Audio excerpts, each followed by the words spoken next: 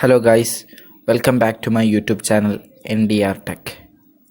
Guys, thumbnail കണ്ട പോലെ തന്നെ ഒരു ഫോട്ടോഷോപ്പ് വഴി നമ്മുടെ ഒരു ഫോട്ടോയെ ഒരു നെക്സ്റ്റ് ലെവലിലേക്ക് എങ്ങനെ എത്തിക്കാം എന്നാണ് ഞാൻ ഈ വീഡിയോയിൽ പറയാൻ പോകുന്നത്. നിങ്ങൾക്ക് ഇഷ്ടപ്പെടുകയാണെന്നുണ്ടെങ്കിൽ എൻ്റെ ചാനലിൽ സബ്സ്ക്രൈബ് ബട്ടൺ ഒന്ന് ക്ലിക്ക് ചെയ്യാം. അതേപോലെ തന്നെ ആ ബെൽ ബട്ടണും കൂടി എനേബിൾ ചെയ്തേക്കാം. Let's go to the video.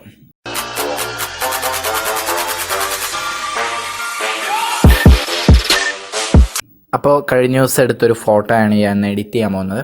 അപ്പോൾ ഈ ഫോട്ടോയുടെ വൈറ്റ് ബാലൻസ് ഒന്ന് ചെയ്യണം, അതേപോലെ കുറച്ച് ബ്രൈറ്റ്നസ് ചെയ്യണം, അങ്ങനെ കുറച്ച് റീടച്ചും കാര്യങ്ങളൊക്കെ. അപ്പോൾ ആദ്യം തന്നെ ഞാൻ ഈ ഫോട്ടോ എടുത്തിട്ട് ഒന്നതിന് സെലക്ഷൻ ചെയ്ത് വെക്കാൻ പോവാണ്.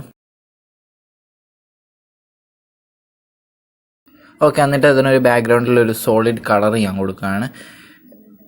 അതൊരു ഗ്രേഡിയൻ്റ് കളറാണ്. അപ്പോൾ ഫോട്ടോ മോഡിലേക്ക് കൊണ്ടുവന്നു.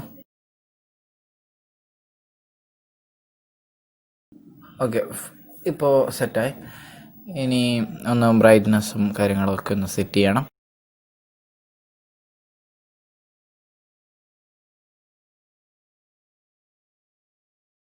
ഓക്കെ, ഏകദേശം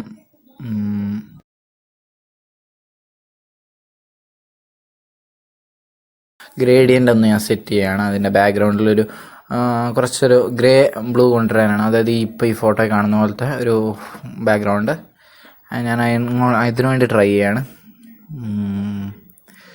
ഓക്കെ, ഇനി ഒന്ന് ഈ ഫോട്ടോയുടെ സൈഡിൽ ഒരു പച്ച ഇത് വരുന്നുണ്ട്. പച്ച ഒരു ചെറുതായിട്ടൊരു ഇത് വരുന്നുണ്ട്. സെലക്ഷൻ ചെയ്താലും അങ്ങനെ വരും. അപ്പോൾ ഞാനത് റേസർ ടൂൾ വെച്ച് റേസ് ചെയ്ത് കളയാണ്. അപ്പോൾ എല്ലാം ഒന്ന് റേസ് ചെയ്യണം. ഞാനിത് സ്പീഡ് വിടുമ്പോഴും ഇതിന്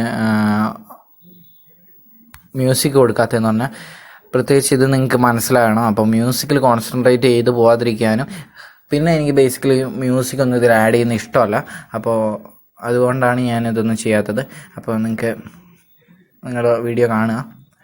ഓക്കെ, ഞാനപ്പോൾ എല്ലാ സ്ഥലത്തും ഈ ഒരു പച്ച വരുന്ന, കാരണം നേരത്തെ ബാക്ക്ഗ്രൗണ്ട് പച്ചയായിരുന്നു ഫോട്ടോ എടുക്കുമ്പോൾ, ആ ഒരു ഗ്രീൻ ഇത് ഇപ്പോഴും നിൽക്കുന്നതാണ്. അപ്പോൾ അതൊന്ന് ക്ലിയർ ചെയ്ത് കളയാണ്. അപ്പോൾ മുടിയൊക്കെ നിങ്ങളൊന്ന് സെറ്റ് ചെയ്തെടുക്കുക. അല്ല, മുടിക്ക് എപ്പോഴും ഇങ്ങനെ ഒരു ബാക്ക്ഗ്രൗണ്ടിൽ അത് വരും. അപ്പോൾ ഞാൻ മുടിയുടെ അവിടെ ഒന്ന് കറക്റ്റ് ഒരു ഷേപ്പ് കൊടുത്തു. മുടിയിൽ നമുക്ക് അങ്ങനെ ഇങ്ങനെയൊന്നും സെലക്ഷൻ ചെയ്താലൊന്നും പറ്റത്തില്ല, റബ്ബ് ചെയ്ത് തന്നെ കളയേണ്ടി വരും. ഓക്കെ, കുറച്ചിങ്ങനെ പൊങ്ങിയിരുന്നാലും വലുതായിട്ട് നോക്കുമ്പോൾ കാണാത്ത രീതിയിൽ പൊങ്ങിയിരുന്നാലും കുഴപ്പമൊന്നുമില്ല. അപ്പം എല്ലാം ഒന്ന് റബ്ബ് ചെയ്ത് കളയാം. ഞാൻ റബ്ബ് ചെയ്ത് കളയുന്നുണ്ട്. ഇനി ഈ ഇടതുവശം ഒരു ഇടതുവശം താഴെയും കൂടി ഒന്ന് റബ്ബ് ചെയ്ത് കളയണം.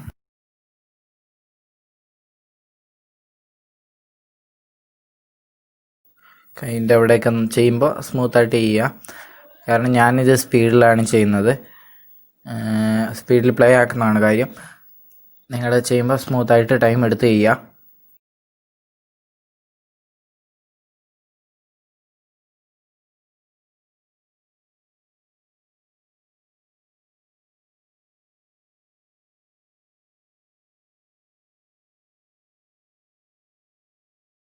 ഓക്കെ, ഏകദേശം ഒരു നല്ല ഒരു ബ്രൈറ്റ്നസ് സെറ്റ് ചെയ്യണം ഇനി. അപ്പോൾ ഇനി ഞാൻ എൻ്റെ മുഖത്ത് സ്കാറും പാടുകളും അങ്ങനെ എന്തെങ്കിലുമൊക്കെ ഉണ്ടെങ്കിലോ, അല്ലെങ്കിൽ നിങ്ങൾക്ക് മുഖം ലേശം ഡാർക്കായിട്ടോ ബ്ലാക്കായിട്ടോ തോന്നുന്നുണ്ടെങ്കിൽ നിങ്ങൾക്ക് നിങ്ങളുടെ ഇത് കളയാവുന്നതാണ്. അപ്പം ഞാൻ എൻ്റെ താടിയുടെ അവിടെ ഒരു സ്കാറുണ്ട്, അത് ഞാൻ ഒന്ന് റിമൂവ് ചെയ്തു. ഓക്കെ, ഞാൻ ഫേസിൽ അതൊക്കെ ഒന്ന് റീടച്ച് ചെയ്തെടുക്കുകയാണ്.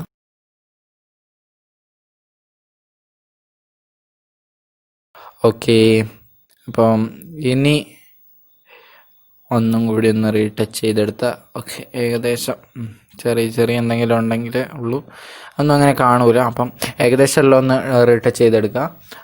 അതിനുശേഷം നിങ്ങളൊന്ന് നോക്കുക. എന്നിട്ട് നിങ്ങളുടെ ബ്രൈറ്റ്നസ്സും കാര്യങ്ങളും എല്ലാം സെറ്റ് ചെയ്യുക. വൈറ്റ് ബാലൻസ് ഏറ്റവും ഇമ്പോർട്ടൻ്റ് ആണ്. നിങ്ങളൊരു ഫോട്ടോ എടുത്തു കഴിയുമ്പോൾ നിങ്ങൾ ഏറ്റവും കൂടുതൽ അതിനൊരു ലുക്ക് വരുത്തിക്കാൻ നിങ്ങൾ വൈറ്റ് ബാലൻസ് ചെയ്യേണ്ടതാണ്. ഫോട്ടോഷോപ്പിൽ അങ്ങനെ ഒരു ഓപ്ഷൻ ഉണ്ട്.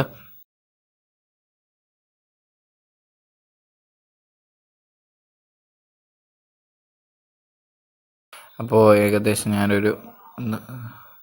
എക്സ്പോഷറും ബ്രൈറ്റ്നസ്സൊക്കെ ഒന്ന് സെറ്റ് ചെയ്തെടുക്കുകയാണ്. നിങ്ങൾക്ക് ആപ്റ്റായിട്ട് തോന്നുന്നത്, അതായത് നിങ്ങളുടെ ഫോട്ടോയ്ക്ക് നിങ്ങൾ ആപ്റ്റായ ഒരു ഇതിലേക്ക് നിങ്ങൾ എത്തിക്കുക.